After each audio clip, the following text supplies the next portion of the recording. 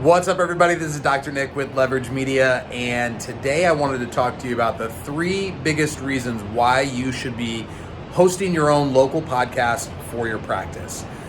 So I'm here in Chicago, where this is the reason why you shouldn't live in Chicago is when it's wintertime, it's miserable.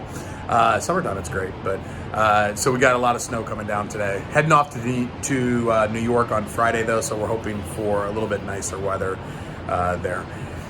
So if you guys have not followed the podcast, like if you watch the videos on social, we have a podcast called Path to a Million podcast. It's on iTunes, Stitcher, Google Play, like anywhere that you listen to your podcasts, Spotify. So be sure to check that out. But we just passed the 100th episode on, what's today, Wednesday? I think we passed it on Monday. And I had my good buddy, Dr. Shane Smith, on yesterday on episode 101 because he is a super fan and has listened to all 100 episodes. Well, I guess he's probably listened to all 101 now. But he listened to all 100 episodes, and I interviewed him for episode 101 to talk about the biggest takeaways he's had, his favorite interviews, just whatever he's learned from the podcast. So definitely check that out. If you haven't checked out the podcast, there's tons of great interviews on there with some of the biggest leaders in our profession, as well as individual doctors that you've never heard of that are just crushing it in practice and that we really get a lot of value from. So the reason why I think that you should be creating or hosting a podcast this year for your office, I used to be like, I don't know if it really is worth doing. You know, you only have so much bandwidth. You got to kind of pick and choose things. Now, this is coming with a caveat. If you are not doing as much as possible on YouTube, Google, and Facebook, Instagram, YouTube, and Google, I really think that you probably should focus your attention mostly on that. But if you're a little bit more advanced, I just had a podcast interview with one of my good buddies who he is a lot more advanced than most. And so we were just talking about how I think a local podcast really adds value to the profession, to your practice and to your content marketing strategy. So if you are, again, if you're doing your videos, you're doing your blogs, you're doing things best practices there, and you're looking for a new avenue, this is where I think a podcast can be valuable. So the three reasons why you should be doing it is, number one, it gives you the opportunity, and this is probably the biggest one, and this has been great for me, for my business, for Leverage, is you get a chance to talk and interview people that you really respect, that you think are just crushing it in whatever area you want to talk about. So for example, this guy is in Chicago. He's right downtown. He really focuses in on posture.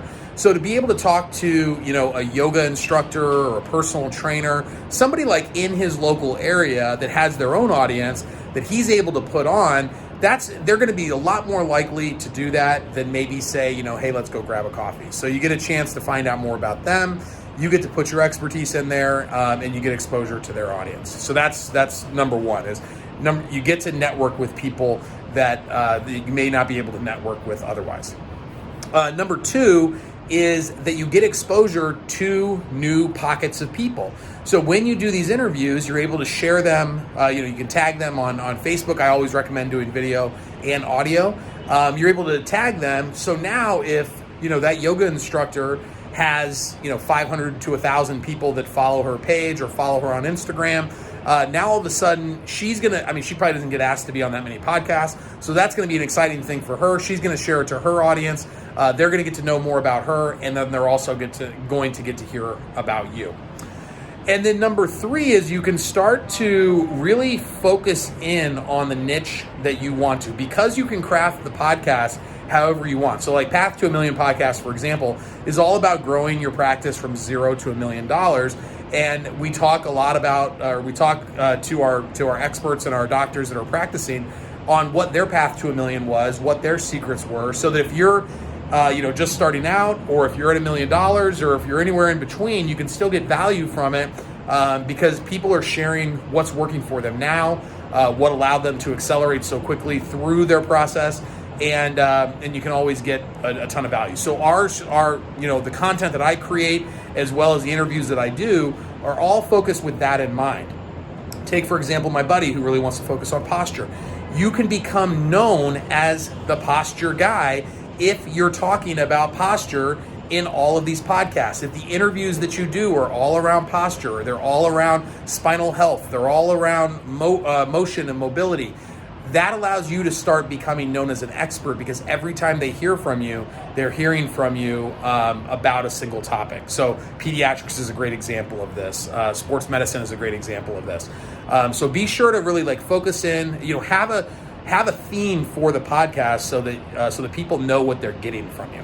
And then the other cool part is like, if it's local, if, like say, Mary Smith goes to this yoga instructor as well as this personal training studio, and you interview them both, that's a second touch for Mary Smith. Now she's going to be like, two of the people that I trust the most seem to trust this guy and like this guy. That's going to elevate you higher up in their mind. So podcasts are really simple to do, especially if you're only doing the audio side of it.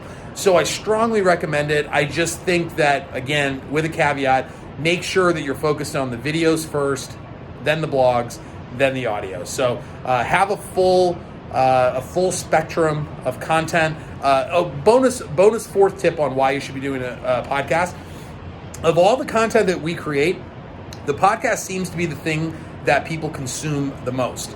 Now, for these social media videos, people see me a lot, like they see my face. So I think that helps with just recognition and branding.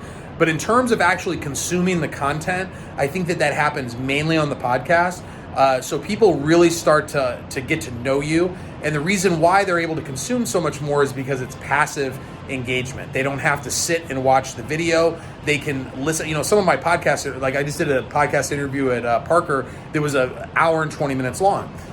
Very few people are going to sit and watch a video for an hour and 20 minutes, but they'll pop it in on their drive to work. They'll pop it in when they're doing a workout, and they'll knock out a bunch of them, especially because you can listen to them at 1.5 or 2x speed. So that's a little bonus tip on the on why you should be doing it. But hopefully you guys are creating more content. Hopefully you can add the podcast into an already developed content strategy. Hope you found some value in this one, and we'll see you on the next one. Don't forget to check out Path to a Million podcast.